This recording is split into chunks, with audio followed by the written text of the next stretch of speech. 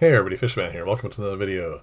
This is Fisher Vlog number 94, and for those of you who are interested and entered into the draw for the one saw build for the underbarrel filter, please stick around to the end because I'm going to do the draw for that. So what I've started off with here today is the first shot was the attempt I've done, at least the first attempt, at getting one of these cultures to go full scale in an aquarium. And as you see, it's mostly green, and it's not, well, I mean, it's got lots of life in it, but I'm trying to get away from using free-floating algae in my cultures because it's just hard to see the fry. And I'm having a really good success with the Danio fry in, well, now I've switched over to clear, mostly Paramecia and Cyclopsis. So what I'm going to do is I'm going to try and upscale one of the jars. So I had this old mason jar, cleaned it all out, and what I've done is I was doing, a bit of work on the cultures. I was doing water changes on them. And instead of just putting into the aquariums to feed the fish, I poured it in here. So I'm just taking some pond water from the pond and a little bit of fresh hay. And we'll see if I can get this going in here. I mean, it should work fine. It is only, probably about 3 times the size of one of these jars. And as you can see here, this is thriving really nicely. And jars are kind of not 100% all the time, but with the number I have going, there's always at least half of them that are teeming like that, and the rest are kind of in the process of either dying down or getting ready to be up. So, and I've been using them an awful lot to feed. I've been feeding, one of those little small, those are sour cream containers, but the same size for yogurt or cottage cheese, that sort of thing. And I've been dumping out of, all of these jars. I would mix a little bit from one or a few of them, and twice a day. So they've been hit quite hard, and they're still thriving quite nicely. So I'm quite happy with that. So I decided I will do this, and I always put a little bit of this crinoline over the top of everything, just so I don't get fruit flies and other things getting in there. I need, as you can see here, a nice sized elastic, because I think I get pretty tired of doing this with string quite quickly. But this is all I had at the moment, so I'll next time I'm at one of my clients, a lot of offices, they have large rubber bands. They get them when they get mail and stuff like that, so I'll switch over to that. And then that'll make this a lot easier. But for the moment, this is good. And next week I'll give you an update on this. See if this is going to take off or not. And hopefully it will. There shouldn't be any reason why it shouldn't. But we'll see. So there's the empty spot. I am going to put the aquarium back in that now. And it is, it's not cured enough for water. But it's more than salt enough now. Just put it back on the stand and let it finish curing there. And I am anxious to get this back up and running, because I want to get that out of there and get that tank back into service, because I have a lot of stuff I want to do, and it's just, weird having it there.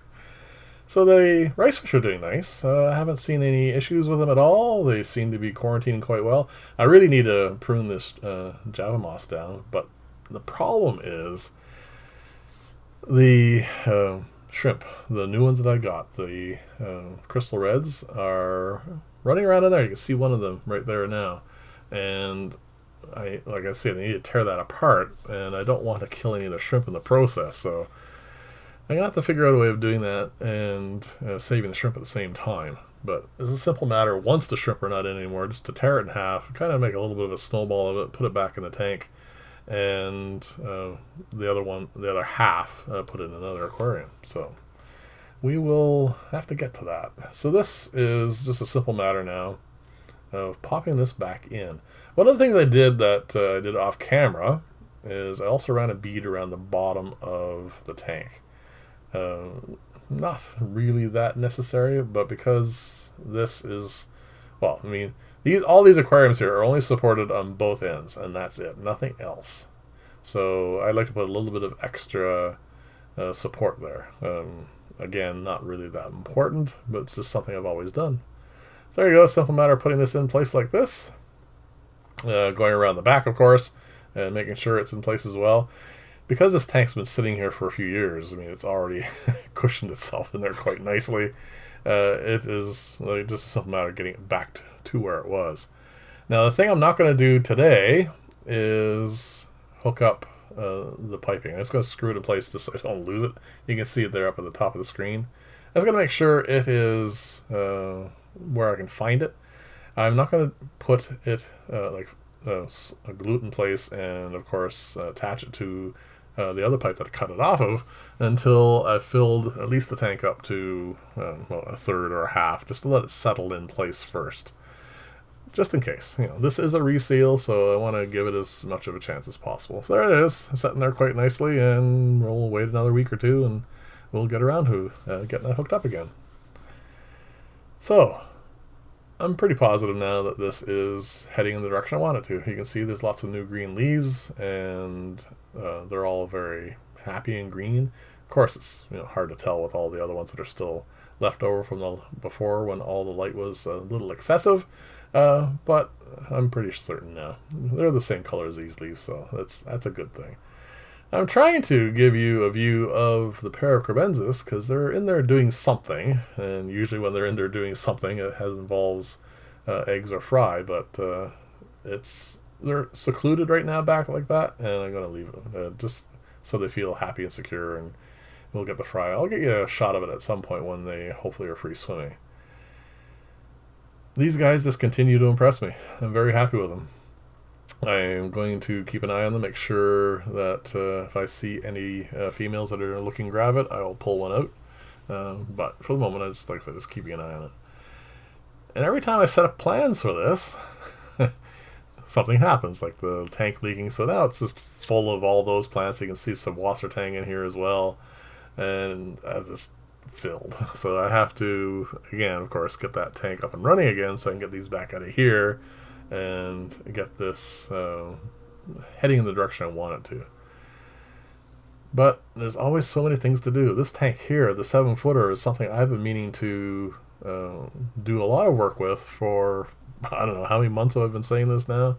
Probably since the end of last year, at least anyway. The angels are doing really well, and I've started seeing a little bit of, a bit of aggression, but not the kind that you have to worry about. More like the testing each other's strength out kind of aggression, just seeing who's who, and possibly going to get to the point where they're going to start pairing off. So before before spring gets too far along and that sort of stuff starts up, I need to set that tank up and get it so they can pair off. Now, I just wanted to show you this because this is really doing well, this pearlweed, and I'm very happy with it. So the reason why I haven't been doing much in the way of cleaning fish tanks and everything else is because I finally got all this done. It took a while. I'm going to put some videos up on the other channel. If you're interested, just go over there and have a look. I can't give you a link to them right at the moment because, well, they aren't up. But I am going to put some work on this in there, and it's just so nice to have this all organized. All the bits and pieces that I use, especially the acrylic, is on the most accessible shelf there in the middle, and all the plywood is also now organized as well, so it's just, again, much simpler to get to, and it cleans up the room really well, so that's what matters. So, for those of you who are interested in the draw, I took all the names of the people who said they are interested and willing to pay for the postage, put them into a list, generated a random number, and the number that came up was, hold on a sec here, PJP. You are the winner, so congratulations. I'll leave my email below and we'll get in touch with each other, and we'll figure out how we're going to proceed, and I'll get that mailed off to you. So thanks everyone for watching. Leave comments as always, let me know what you think, and I'll see you in the next video, and bye for now.